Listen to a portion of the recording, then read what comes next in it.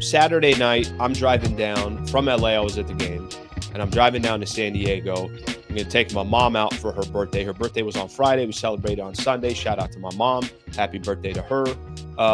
So we're going to go take my mom out on Sunday. So I'm driving down from the arena. I'm driving straight down to San Diego. And I get an alert notification on my phone, and I'm looking, and Lakers public relations, we get notifications directly from them. Anybody kind of associated with the Lakers or the NBA, if you're part of that public relations kind of list, I guess you can call it, you get these notifications. And I'm just thinking the notification is going to be like, they have practice, they don't have practice. Sometimes they send stuff that they say, hey, here's the audio of the post-game show. So if anybody's needing to transcribe it or want full quotes, they can go in there and get it. And I'm trying to read this thing while I'm driving, and I'm like, what does it say? The trade's not happening? Like I couldn't fully comprehend. And then I get some people that start texting me, kind of odd, funny enough. First couple of texts I get. One is from Sammy, who's killing it on these preview videos. I love what he's doing for this channel. And Sammy's like, Sammy doesn't know what to do. So what's going on here? What's going on here? So Sammy's sending a text. I just figured that's what Sammy was saying. I get another text. One of our partners, you guys know Brad Wallace, the Wallace firm, which we'll talk about in a little bit, but I've mentioned you guys, he's the first partner that we have here on the YouTube show, at least for the Sliwa show. He's sending me a link. It's like, we don't have any rebounding the rest of the year. I'm like, okay, everybody calm down here. Relax. So anyways, I'm getting these text messages. So a couple things went through my mind. And let me kind of share this with you guys, because I look at this actually a little bit differently. The trade rescinded, literally like the deal never happened. So when we were out there reporting last week, the Lakers just traded for Mark Williams. Here's what they gave up. Dalton Knecht, Cam Reddish, 2031 pick, and a pick swap in 2030. It's like none of it ever happened. They're going to see Dalton Knecht later tonight, and everybody's just going to pretend like nothing happened. Hey, Dalton, how was your weekend? Everything good? Great to see you, man. Hey, did you check out the Super Bowl? That was crazy. Eagles, wow, they looked great. How about that defensive line? Dalton's going to be walking around like, you guys just effing traded me. Why is everybody pretending that I didn't just get traded? So that's going to happen a little bit later tonight. So it's like the trade never happened. I got two views on this trade. Okay. I got a short-term view and I got a long-term view. All right. Short-term, no question about it. It hurts them this year. Of course. Absolutely. There's no excuse. I can't sit here and tell you guys honestly that this trade is not going to hurt the Lakers, that they don't have that 7-footer who was supposedly going to be a lob threat, who was supposedly going to work out perfect with Luka, and LeBron was going to find him, and he was going to crash the glass and get putbacks and lob, all those stuff that we thought will come with Mark Williams. It's going to hurt them this year. But I want to, there's a couple angles I want to take. I remember when the trade went down, I said, Lakers gave up a lot, but I understand why they did it. They just got Luka. They're trying to show Luka as well, like, hey, what is it that you need? There was, I think it was Mike Trudell that had reported this. There had been a conversation between Luka and Rob Pelinka of kind of the type of player he's looking for. I'm sure Pelinka just listened and said, okay, cool. That's what I'm going to go get you. And he went out there and got it. And I'm sure the Charlotte Hornets, I've said this before the trade deadline. I remember saying, like, if I'm a team out there, I want to do a deal with the Lakers just because of the pressure that was on Rob Pelinka. And that was before they traded Anthony Davis.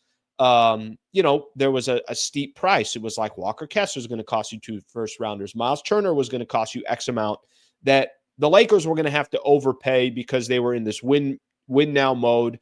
Then they trade for Luka. So things kind of changed. But I also this is not how Lakers don't say, well, let's just waste the rest of the season and figure it out in the summer.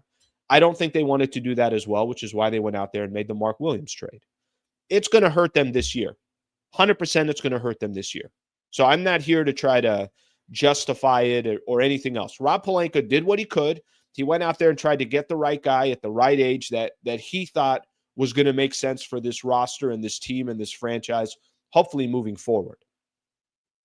It didn't happen. it sucks for all parties. It really sucks for Mark Williams. I was mentioning that in my video on Saturday. I hope this guy is not damaged goods in the league. I hope he's not. But that's how everybody knows him right now. Everybody's going to know him, at least for now, that the Lakers basically, their own personnel failed him in his physical. No, this isn't going to work. No. We're noticing other things that we didn't know about before. This is too risky. We don't want to give up this many assets for a guy that we don't feel comfortable with. Health-wise is where he needs to be. Short term, it's going to hurt the Lakers. This playoff run, it's going to hurt the Lakers. But let me ask everybody a quick question here.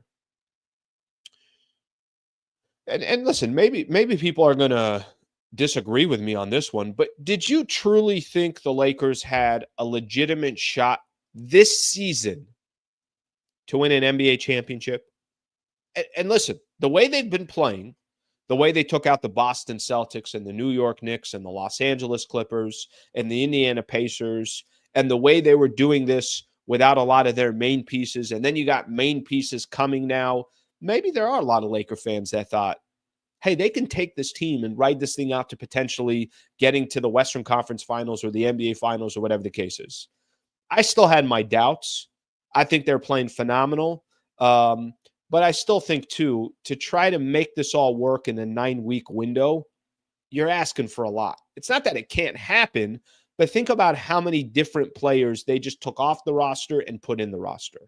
The point that I'm trying to make is, if you thought Mark Williams' addition was going to be the difference of them making a true NBA championship run, then you're kind of on your own on that. I don't know if I would not go that far of thinking so. I wanted them to have a more well-rounded out roster so that they could have a chance at least to go make some noise in the playoffs. Now they're playing great, right? So remember how the Lakers were really struggling against teams over 500? They've won 4 in a row against teams over 500. I don't know if the Warriors were over 500, but it might be 5 in a row. So they've been balling out. I'm not trying to take that away from them at all. That's a little bit of the short-term view. Let me tell you a little bit something about the long-term view. I actually think this trade not going through, the Lakers will be better off in the long term.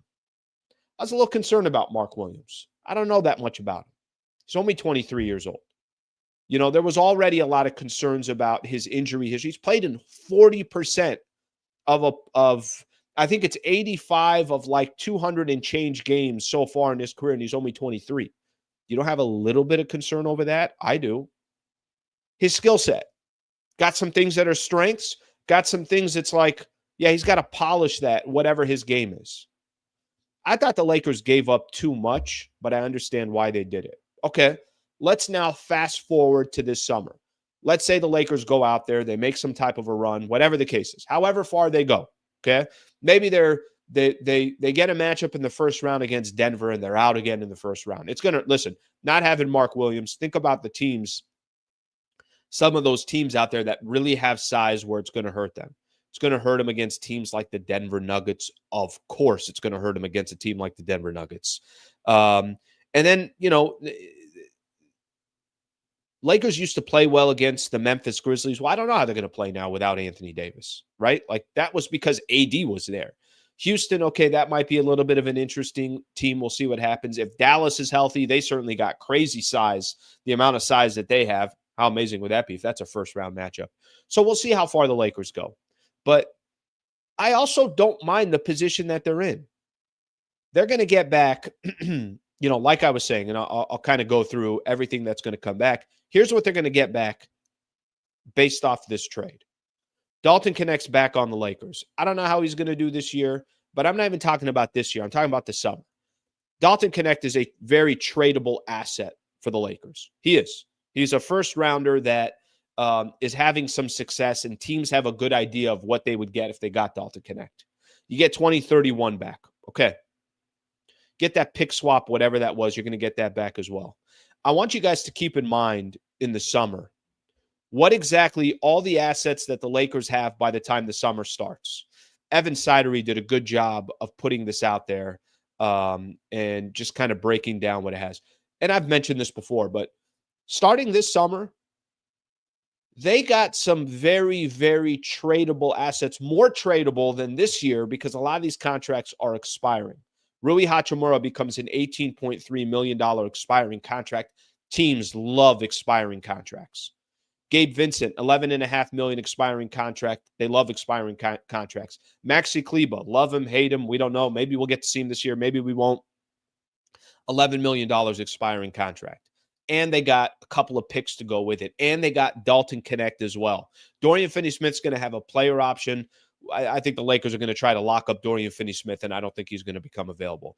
The point that I'm trying to make to every Laker fan out there, I don't think it's the end of the world that this Mark Williams trade did not go down. Hurts the Lakers short term, opens up a lot of options long term. You just traded for Luka at 25. Are you thinking short term or are you thinking long term? I would be thinking long term. And again, I'm not saying the Lakers should not have made that trade. I understand why they made it. I understand the thought process Pelinka had in his mind. I understand all of that. All of that makes sense to me. But at the same time, I'm kind of pumping the brakes here a little bit and saying, all right, is this the end of the world? One person I really enjoy listening to when it comes to draft compensation, what did you give up? Bobby Marks. Bobby Marks is somebody that I enjoy listening to. Bobby Marks was like, this ain't the end of the world for the Lakers. You know, you were already kind of overpaying for a guy that has an injury history. Maybe this isn't the worst thing in the world for them to kind of take a quick step back and say, all right, let's just reassess this here real quick. This is already coming as well. This is two names. This is Evan Sidery again, who's part of Forbes. Two names continue to be mentioned in the league circles as potential Lakers center trade targets this summer. Miles Turner and Nick Claxton. Turner can be acquired via a sign and trade if they overwhelm the Pacers with an offer. The Nets have been open to moving Claxton for months. This is already starting here, and we're in the summer, or we're not even, we're months away from getting to July 1st and when free agency starts and everything else. But I think for those that are really, really down that this trade did not happen, I get it. I completely understand why you're down. I completely understand why you feel the way you do. I completely understand why this really hurts the Lakers from a short-term perspective. I don't think it's the end of the world long-term. So that's the point that I want to make on that. Mark Williams, Dalton Knecht, Cam Reddish, those picks, everything else, the pick swap, all that stuff, like it never even happened. Now we'll kind of have to see what the Lakers do moving forward. All right, thank you very much for watching the clip. Just want to give a shout out here to one of our partners, the Wallace Firm. They are official injury attorney of the Sliwa Show and Hoops Talk, the entire channel. If you are ever in a need, and I hope you're not, but some type of serious injury with yourself or a family member of yours, I would like to personally help you by introducing you to the best in the business, Brad Wallace and the Wallace Firm. Also got a URL out here that you can use as well. Just go to wallacewins.com/Sliwa. Thank you for their partnership, and thank you for being a part of the Sliwa Show.